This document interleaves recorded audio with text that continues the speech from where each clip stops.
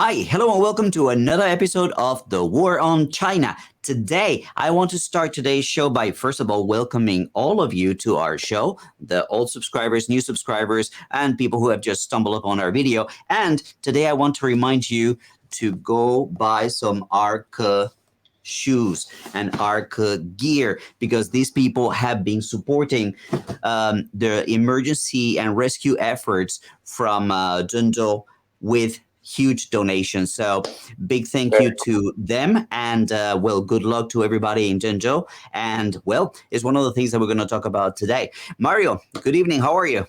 Good evening, friends. It's great to see all of you here. We are angry.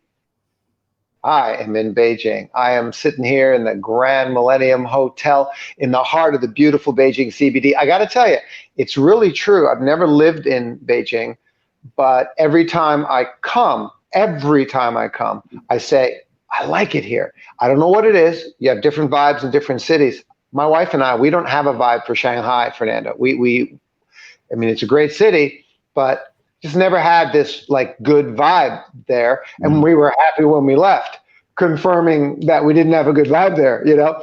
And, but we never, you know, seriously, then it confirmed it, right? So we've never lived in Beijing, entire 21 years, but have come very, very often, of course, you know, 出差, you know, business travel. I've come a lot to Beijing, and I mean it sincerely.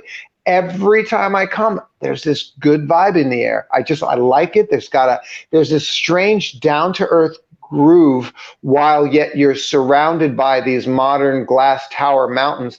Out the window is the CCTV tower. Out the window of my hotel room. As you know, I'm here for the CCTV.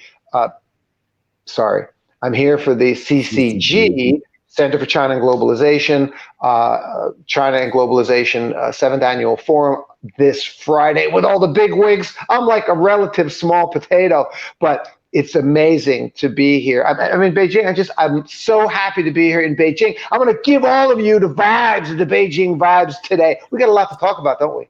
Should we announce it?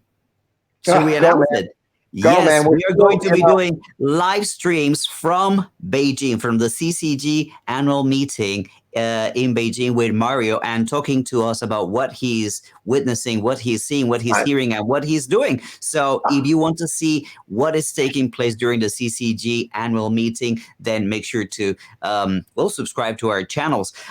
Mario, I wanted to say one thing before we go. This video is not sponsored by Arca. That's a very important thing that we need to say. But let us jump into our topic, okay? Your favorite topic of today is Miss Wendy or Mrs. Wendy Sherman's rebuke. So she came, she saw, and he didn't die. Sorry, that's what Hillary Clinton used to say. Tell us about it. Yeah, she came. Why? It's just someone said to me today, it was a very astute comment from one of the people over at CCG, and they made a very astute comment. They said, this was just arranged because they just want to give people the impression and illusion that there's some kind of reasonable dialogue going on. I thought to myself, wow, what an insightful thing to say, because there is no reasonable dialogue going on whatsoever. I mean, how can you, ladies and gentlemen, I want to be serious. I like to be entertaining and boisterous, but I want to be serious too, right? So let's ask a question. How do you have reasonable dialogue with someone whom you've accused of being a serial baby killer? Fernando, you're a baby killer. You know, I've just called you a baby killer. It's like, what? I mean, it doesn't get any more brutal and horrifying. I've just called you the worst kind of human being on planet Earth. You're a baby killer. Listen, let's have cooperate. We can, if you learn to behave by better standards, Fernando, we can learn to have cooperative dialogues together. And I'm going to come for a visit in Beijing to have a chat with you. I'm not going to apologize for calling you a baby killer. I mean, that's what this is. This is lunacy, folks. This is lunacy. It's off the chart. I don't know what else to say about it right now. it was very interesting to see how she had a press conference saying that she was going to talk about the human rights abuses and the situation in Hong Kong, and they're like, and when she came here, they just like, don't tell us what to do. This is our sovereignty. This is our own internal affairs. Bye bye. Have a nice trip. Was very interesting. You know what? See her at the airport being welcomed by a whole team of doctors, all wearing hazmat suits. I'm like, you don't know what you're bringing here, lady. All right, but that's a short topic. Do you have anything else to say, or should we go into the meaty part of this discussion?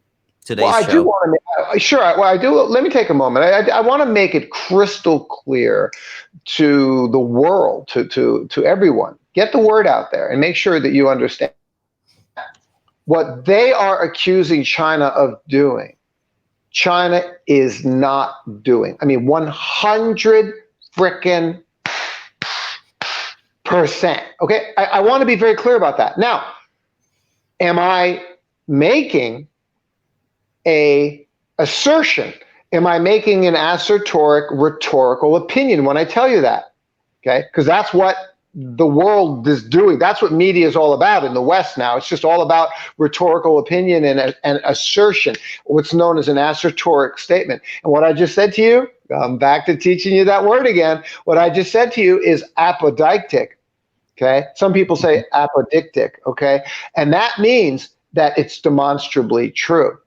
Okay, so I don't put myself in danger. I don't put myself on the line in a bad way, and along with Fernando, who would be a lunatic to have me with him co-hosting the show if I was saying crazy nutso stuff where people can easily debunk you, or want to put you in the funny farm because you're saying stuff you shouldn't be saying. You're saying stuff that's obviously not true, like that Marjorie Taylor Greene lady the other day. I mean, this is just lunacy.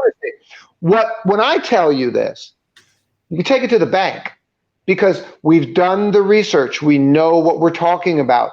There's the things they're telling you are happening are not happening. You're welcome to always ask us what those things are down in the comments. We'll talk about, but you know what they are.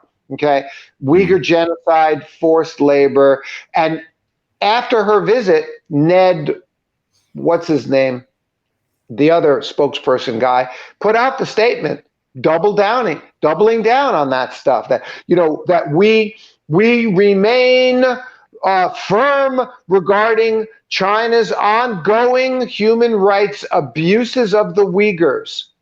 So they won't let it go. Folks, there are no human rights abuses of the Uyghurs. There is no forced labor of the Uyghurs. You know how you know it? Mario told you so. You can take it to the bank. Which and Fernando went there and saw that it isn't so. Right. Why was Mario? Right. Why? So then, wait a minute. Who the hell is Mario? Right? Because I'm just a small potato. Who the hell am I? Because I can refer you to demonstrable evidence, one of which is my co-host and executive producer over here, who, like many others, are allowed to go to Xinjiang and went to Xinjiang and saw with his own eyes.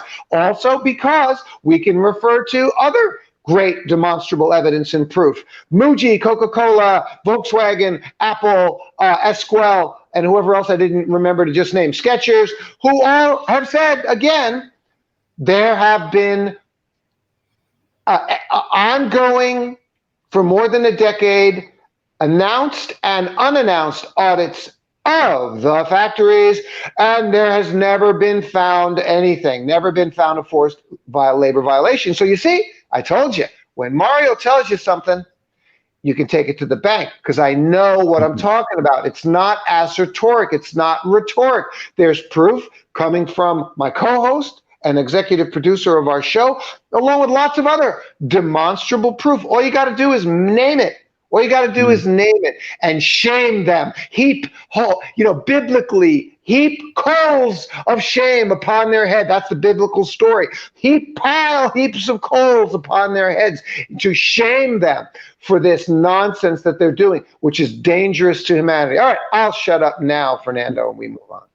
I think Wendy Sherman was a waste of taxpayer dollar. Thank Anyway, you. let's go on to number two.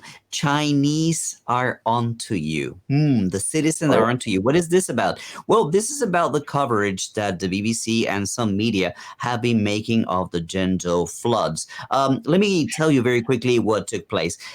This reporter from the BBC, Mr. Brandt, if I'm not mistaken, did a report standing right in front of a subway station where there was absolutely no light and there was flooding around him. And one of the things that he says, according to the translation in Chinese, was that people had been left to die in the subway.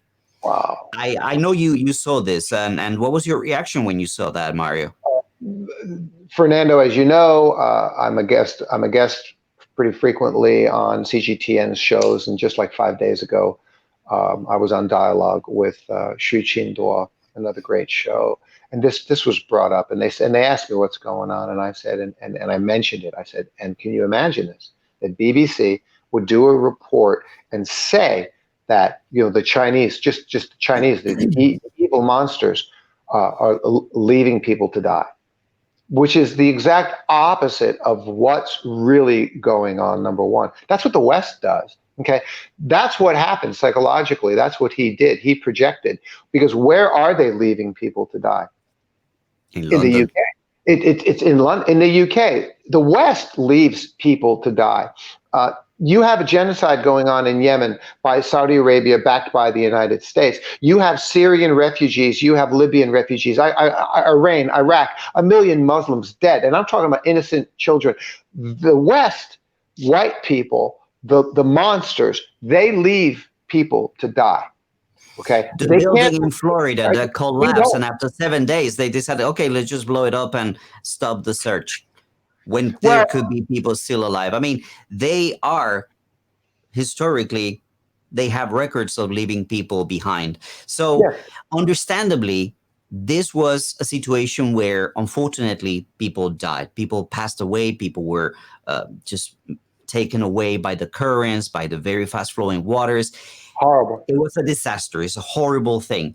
And what people have been showcasing is all the efforts by government, all the efforts by people, private entities. I just said Arca, for example, people risking their own lives to try and save other people. This is what they've been trying to showcase. So for this person to focus on blaming the government for the poor efforts in the rescue and for the poor planning and for the it's I mean, it's sick. When It's when sick. you when And you what know, happens? What happens? Obviously, people tend to think in the West that Chinese people don't follow Western media, but they do. And they find out. And they know what they're saying. And they know what they're doing. And obviously, they react. They react to it. And netizens in China are people tend to say that the Great Wall of China is not so much to protect China, but to protect Westerners. Because when they know what Westerners are doing, when they know what Westerners are saying, they just go all over it and they react very, very justifiably angry. And of course, this is what took place. The event actually that has had the most notoriety is a reporter from Deutsche Welle that was actually surrounded by a few people because they thought that he was Mr. Brandt, who obviously people were very upset about what he said. So they were saying, okay, is that you? Is that you? Are you the BBC reporter? Are you the BBC reporter? And basically, the people that were with him, who happened to be Falun Gong, interesting connection right there. I'm not yeah, speculating. You can figure it out. you sent And me they were that. trying to say like, no, no, no, no, no. It's not him. He's from Deutsche Welle. Then this lady actually said like, oh, he's very fluent in Chinese. Well, if he's fluent in Chinese, this reporter, why didn't he engage in Chinese with Why the people didn't that he was talking to? And in the end, when people realized that they had mistakenly thought that he was the BBC reporter, they started to apologize. What did he say? Oh, an angry mob attacked me. So, Mario, I want to take 1 second to show you what an angry mob actually looks like. This took place in Hong Kong. Few seconds. 我支持香港警察，你们可以打我了。歡迎佢身份證明啊！咁頭先個男人咧就講話，記者證。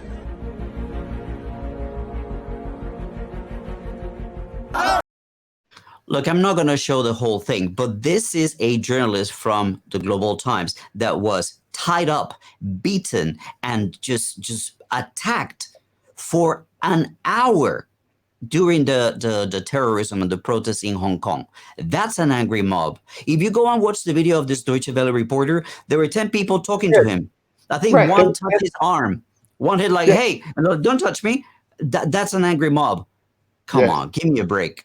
It's ridiculous. It's ridiculous. The glorious part of this, the part that I immediately thought about, I wanted to share, was so what has happened is that the Chinese citizenry has woken up to the reality of what's happening across the world, which, by the way, indicates that there's no censorship in China. There's very little censorship in China.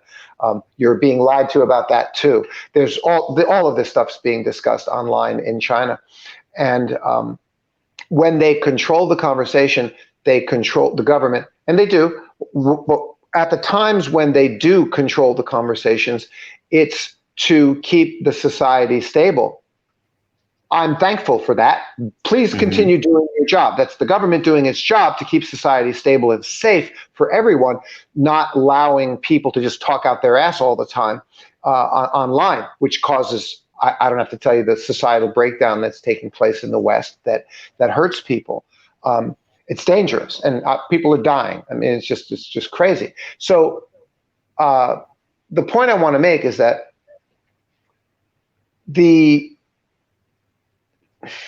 I want to say this the right way. Social media has been a nightmare. The creation of social media has been a nightmare. You could call, our Twitter feeds are a cesspool. So we could criticize social media and criticize Facebook and criticize Twitter and talk about how they've ruined the world. No, I want to set that aside. You can have that argument, but that's not the argument I want to make right now. I want to say the opposite too. The enormous benefits that have happened from social media. Enormous benefits. Do you know, one of the things is that because of social media, shows like ours, so many shows that are on YouTube and people on Twitter, there's the democratic voices are out there. It's equalized voice. So now the mainstream media can't get away with these lies anymore because there's independent people out there. I don't even mean journalists, reporters, media, researchers, people like us. I just mean regular people who are just like there on the ground with their phones going, wait a minute, I'm here, and it's on my 15-second Wechat video all over the world. So social media has equalized the truth. Okay, and another concept, isn't it wonderful? Well, it's one of the things that we suggested here in this show. I said, like, look, next time you want to report something, how about you get some social media people follow you with their cameras, and that way you can't manufacture information. You said that a week or two ago, and then sure enough, it was happening. There it was happening in Zhengzhou.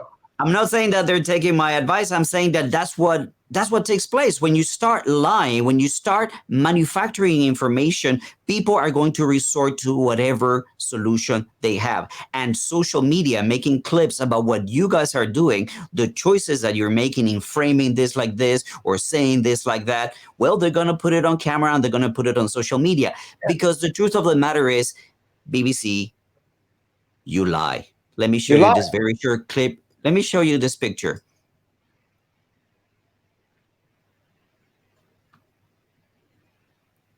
On the right and on the left. Let me see if it's going in. Well, this is a picture. The picture was up just now. Yeah. Okay. This is a picture of another YouTuber, Jason, that has been doctored, that has been manipulated, that has been photoshopped to remove the colors from the greenery behind him. They manipulate things and they lie about them. And the worst thing about this is that when a newspaper makes a mistake, when a news agency makes a mistake, they have what is called an errata, right? They have a list and say, hey, we said this and this was not so, such and such and such. When they do something like what they did to Jason, when they remove the colors of his pictures, and Jason called them up on it. They said like, hey, you guys remove the color from my picture because this is the original and this is what you posted. What did they do? They switch it back. Within minutes, they switch it to the original one without saying that they had done it. Without saying what they had done it. Today, China Daily put together a very interesting video where they show what this reporter from the BBC had done in Zhengzhou. They had the translation saying that Chinese citizens had been left to die. When they were called on it, well, basically they changed it and they put a different translation. But there's no consciousness, there's no awareness, there's no sincere apology for, hey, we made a mistake, we said the wrong thing. Nothing. It's all done behind people's backs, hiding what they're doing and just covering their backs, trying to fix a situation that they have created themselves. So that's that. Mario, do you have anything else to say about this situation with the BBC? You know, maybe I'll talk about it on Friday. Thanks for mentioning China Daily. I just heard from China Daily. As you know, I write articles and contribute to them regularly, and they just contacted me. They're going to be at CCG on Friday. They're interviewing me on Friday, and I think I'll talk to them about this if it fits. I'm really happy about that. Sure. We are going to then continue with the next topic, which is a topic that I think everybody gets the point. So yeah, go ahead and move on to the next. Go ahead. This topic actually is very, very close to me. This is the education and tech crackdown. So I would like to start by you introducing basically what this is in general, and then I'll give you guys the specifics and where I think this is coming from and how do I think is going to affect me and a lot of industries. What is this attacks that the media are having on China, calling them, they're affecting the stock market and whatnot? Mario. You bet, Fernando. And I know that this is directly affecting you as a business owner of an education training center for many, many years. So good luck with that. And I know you're going to get through it. We're already discussing how you're going to get through it. And in fact, I think you're going to end up even better. Not just because I'm confident in you, but because of the things that we talked about strategically. There's some great opportunities out there right now. But anyway, so what's it about is this. China continues insult. I'm surprised I'm going to put it this way, but I am. China continues insulting Western capitalism by rejecting it. And that think about what I just said for a second, okay? So China is doing a wonderful job of maintaining the stability of its society because it draws a line on Western values, which are primarily the neoliberal progressive Western values that have become a cancer, that have deteriorated and eaten away at Western culture. We see it in Europe, we see it in the United States. And by the way, if you don't agree with me, sorry. I know. I don't know what to tell you. Okay. So neoliberal progressivism is this anything goes. I can say anything I want, etc. I have the freedom to do what I want. This is cancer on society. It's a horrifying Western values. They can reject anything. They can reject marriage. They can reject family, all in the name of individual rights, neoliberal. I mean, it's just insanity. You people are nuts, okay? And look at the deterioration of society in the West. Look at the deterioration of society in the West. So China has an advantage. They've been able to look at this with a lens, look at the past, okay? And look at the last 20 to 30 years, because that's when all this crap started in the West, the deterioration of the culture. And so China gets to see it and gets to look at it and go, we're not going to let that come into our country. So they put a limit on it, right? So they put limits on there's a good side and a bad side to more liberal ideas to make society better for people and more, yes, but and they'll accept and put a limit on the bad side. So they get that there's good things. But they put a limit on the bad things and say, you ain't going to cross that line. We're not going to let you go guafunla. You know what guafunla means. And with Western guafunla, ladies and gentlemen, that means over in Chinese, when you say it, Fernando, ni shi guafunla, you're over the line. It means over the line. It means you got too far. China will not allow it.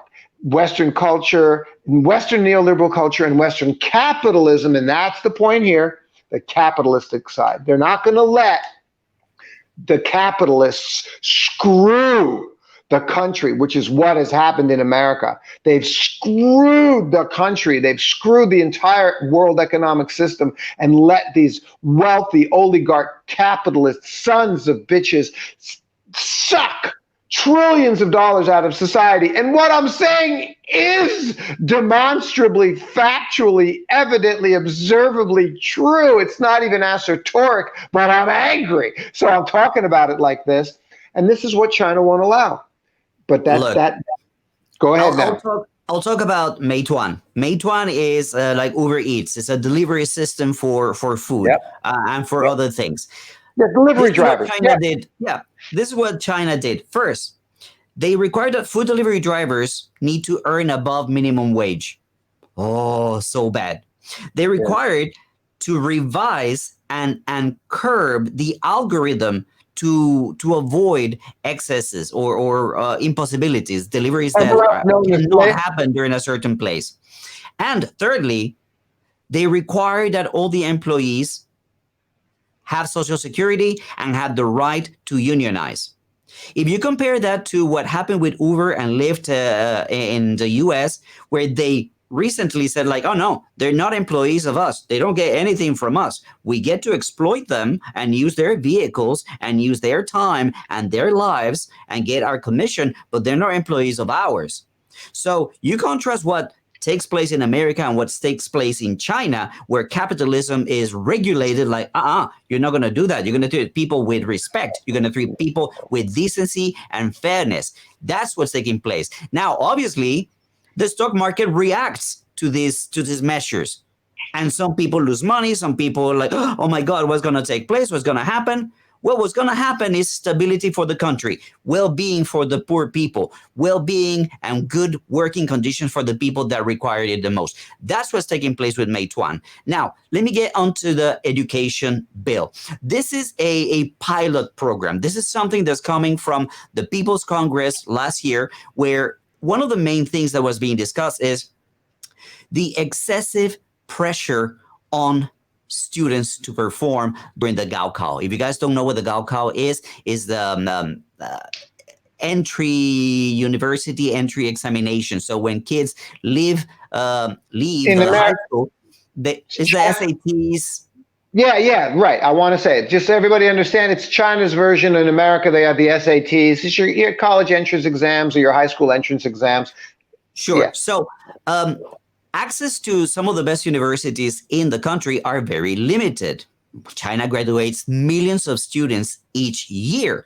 So what is been taking place for the last decade or so is that parents who have money take their children to tutoring centers where they have and learn advantages. They get an advantage in terms of education that poor people do not get, which means that when they come to the Gaokao, they tend to score higher than people that don't have that financial capacity to send their kids to these tutoring centers. So it's a lot of pressure for poor people, poor families, and it's very unfair to them that they're not given the opportunity of a great education just because they don't have the money to send their kids to a tutoring center. So the government said, like, stop it. We're not doing that. We're not letting money determine who is going to go to the best universities in the country. It's going to be merit. It's going to be gift. It's going to be talent. So everybody, no more tutoring. Tutoring companies can only work Monday to Friday. This is one of the biggest changes. They want to give people the opportunity to do other things with their lives. So Saturdays and Sundays, they cannot study school subjects, for example. Another huge change that has a huge tumble in the stock market was the fact that all tutoring centers, which I'm not, by the way, we're going to talk about that in a second, all tutoring centers need to be nonprofit. What did I do to the stock market?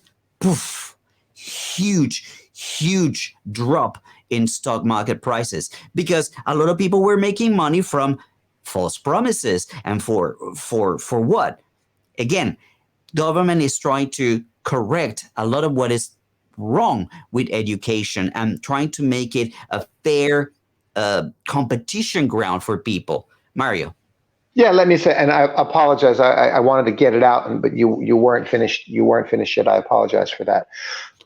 They're addressing inequality. They're addressing inequality in the society. How dare they? How dare you? How dare you? Now listen, it does need to be addressed. Let's not kid around here, okay, folks? There's lots of Chinese people who are as bad off as the Americans. The bottom half of Americans. The bottom half of American households are flat broke. They don't have any extra money and they're struggling. That's true in China too. Okay, it is. It's true. I mean, there's people there. They're making a 1,500, 2,000 RMB a month, and they don't have a good situation. Now their expenses are a lot lower. I don't want to go into too much on this, but yeah, I mean, there are people who are definitely struggling at low income, and they can put a roof over their head and they can eat every day, but their life sucks. Okay, let's put it that way. So the need is there to equalize the society. The need is there. They can't let this inequality get worse. In the West, we've been telling the United States government this for 20 years. And for 20 years, the United States government has completely ignored the rising inequality gap. They've ignored it for 20 years. Can you imagine that if you have homeless people, listen to me, if you have homeless people, okay, let's say you have 100,000 homeless people and you have the richest guy in the country is worth $2 billion, okay? 5 years later, you have 500,000 homeless people and the richest guy in the country and all the rich guys are worth $20 billion. Somebody stops. Right. Somebody stops and says, we got a divergence here. There's a disturbance in the force. Okay. Call Yoda, right? Because we got more homeless people, but the guys that were worth 2 billion are now worth 20 billion. And we told them at 5 years, we reminded them at 10 years. By the time we get to 15 years, and now we're at 20 years, now we got 1 million homeless people. I'm just using general numbers here, but you get the idea because what I'm saying is accurate. Now we have 1 million homeless people. And now the rich guys that were already worth 20 billion, some of them are worth 100 and 200 billion. Now, folks, if you even could take a moment to fathom what it's like to be worth 1 billion, then that maybe helps you to understand how off the charts it is that a society and a government would allow that person who is worth 1 billion, which is already an inconceivably rich amount of money. You can't conceive of how much money, how rich you are if you have $1 billion. You can't conceive of it, okay? Because you have $1,000 million. 1,000 million. Okay, you can't conceive of how much that is. Okay, so now they're letting you get 100 of those, 100 billion, 200 billion. But here is the rest of society deteriorating. How could they allow this inequality? And they've been told again and again and again and again and again, and they keep letting it happen. They're destroying the world. Literally, they're destroying the world. And China's like, we see this happening in our country too. We see it happening in our country too. There are people who are getting filthy rich. We cannot neglect. We have to act on providing for the poor and getting those people up. Poverty alleviation. And now they've got, you know what it is, Fernando? I just realized what it is. They were doing just poverty alleviation before, as you and I both know, because we've done these documentaries. Now they've gone from but poverty alleviation just addresses it in the society. They now are addressing the problem in the markets. They've intervened in the financial markets. They've intervened in the business economy. That's brutal what they've done.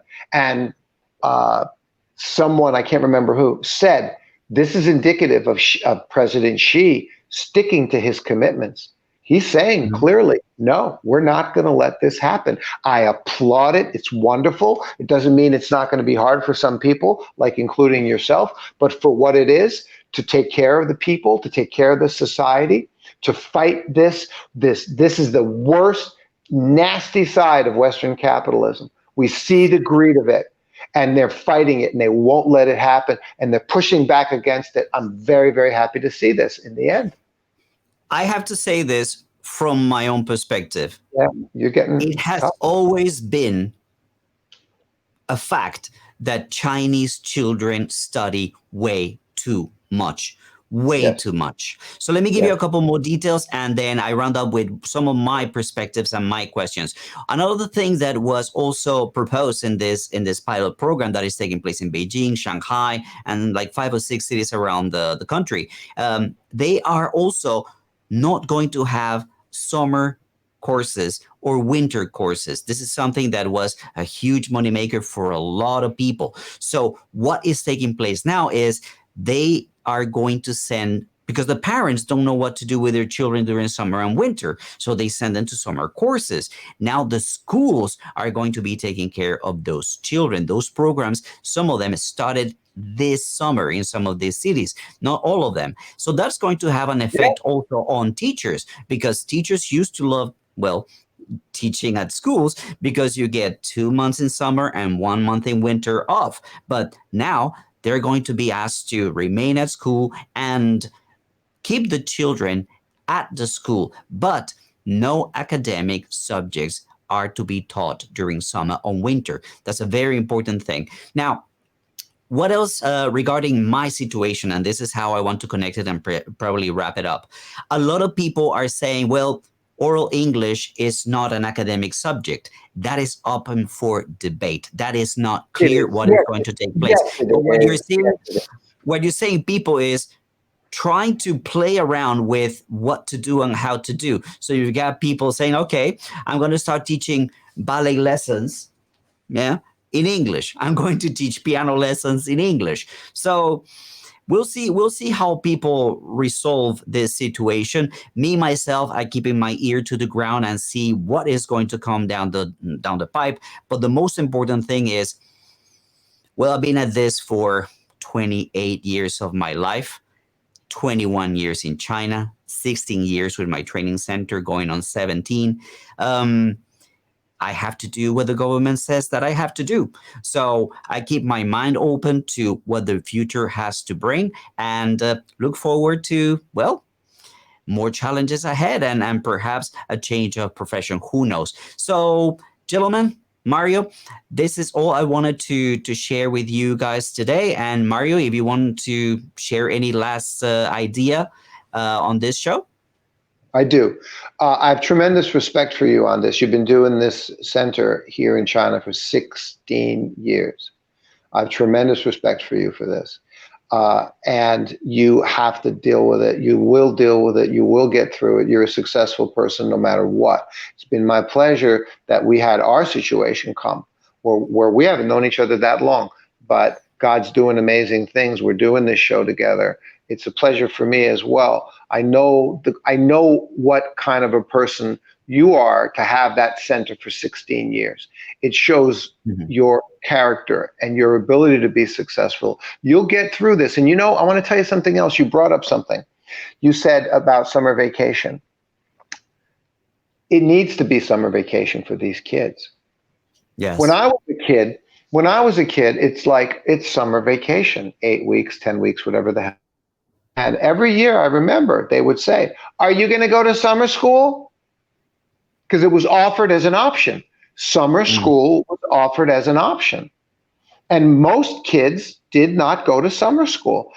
Most kids and their families, the parents, including my own parents, Yonkers, New York, growing up in the 1960s and 70s, my mom and dad, Italiano-Americano, immigrant families living in New York, being raised in Yonkers, New York, and St. John the Baptist grammar school. That was life in Yonkers.